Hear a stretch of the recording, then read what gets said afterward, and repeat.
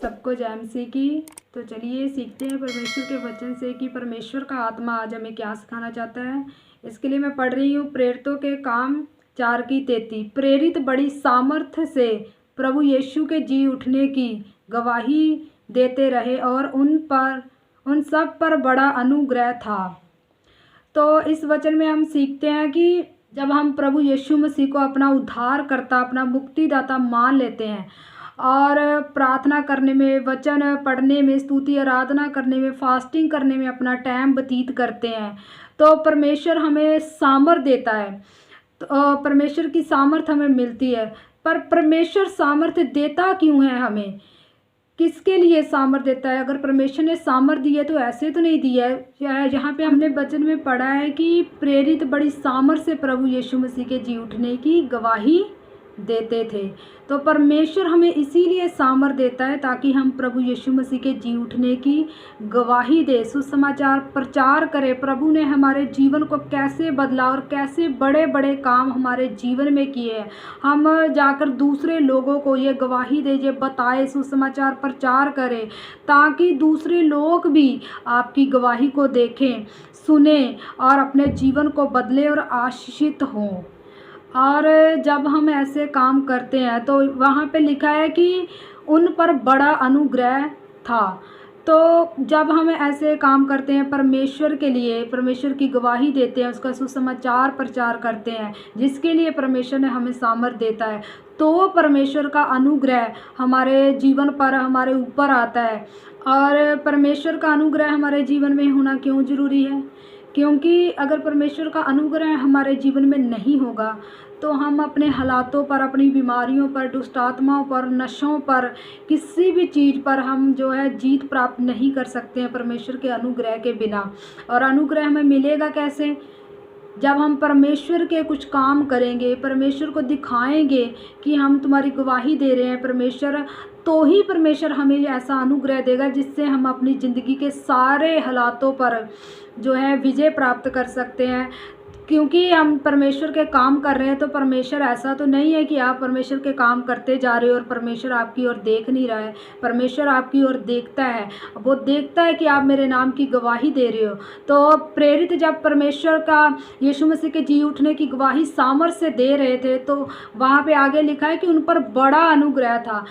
तो जब आप भी परमेश्वर के काम करोगे, उसके नाम की गवाही दोगे, सुसमाचार प्रचार करोगे, दूसरे लोगों को बताओगे परमेश्वर के बारे में कि कैसे परमेश्वर ने आपके जीवन को बदला है, आप भी आइए और देखिए एक बार आके कि परमेश्वर कैसा सच्चा और अच्छा परमेश्वर है, दयालु, दया से भरा हुआ है। आप भी आकर देखो। जब आप लोगों को ऐसे सुसमाचार सुनाओगे तो परमेश्वर आप पर भी बड़ा अनुग्रह करेगा और उसी अनुग्रह से आप अपनी ज़िंदगी के सभी हालातों से, चाहे वो कैसे भी क्यों ना हो, लड़ पाएंगे और जीत प्राप्त कर पाएंगे। वो अनुग्रह परमेश्वर की दया है। और जब तक दया ही नहीं होगी आपके साथ तो कैसे आप अपनी ज़िंदगी के हालातों से लड़ पाओगे? इसलिए परमेश्वर का अनुग्रह, दया हमारे जीवन में होनी बहुत ज़रूरी है, बहुत ही ज़्यादा ज़रूरी है। सब चीज़ों से ज़्यादा परमेश्वर का अनुग्रह, परमेश्वर का साथ, परमेश्वर की हजूरी हमारे जीवन में होनी ज़रूरी है।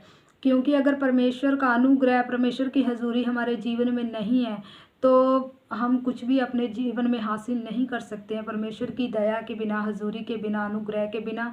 और अगर हम कुछ हासिल कर भी लेते हैं जैसे तैसे करके, तो कितने टाइम तक?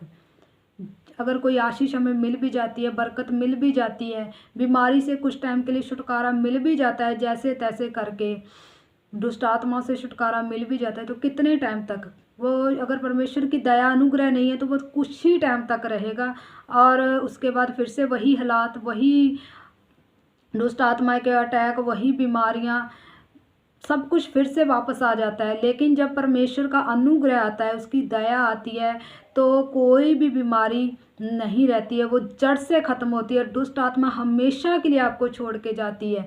तो इसके लिए परमेश्वर के बड़े अनुग्रह और दया के लिए परमेश्वर के कामों को करना है। क्योंकि अगर परमेश्वर ने आपको सामर्थ दी है, जब आपने परमेश्वर को अपना उद्धारकर्ता मान लिया है, तो परमेश्वर ने वो सामर्थ आपको चुपचाप घर में बैठे रहने के लिए तो नहीं दी है। परमेश्वर ने वो सामर्थ दी है ताकि आप दूसरों को जाकर परमेश्वर के बारे में बताएं, सुसमाचार प्रचार प्रचार करें, जैसे कि प्रभु यीशु मसीह के चेले करते थे। उन्होंने सामर्थ पाई और यीशु मसीह के नाम का सुसमाचार प्रचार लोगों को करते रहे, लोगों को सुसमाचार प्रचार सुनाते रहे और बहुत सारे लोगों का जीवन उनके द्वारा बदला। आपको और मुझको भी परमेश्वर ने यही काम करने के लिए सामर्थ दी है। तो परमेश्वर के अनुग्रह के लिए ये काम करना ज़रूरी है, तो हमें ये ज़रूर करना चाहिए।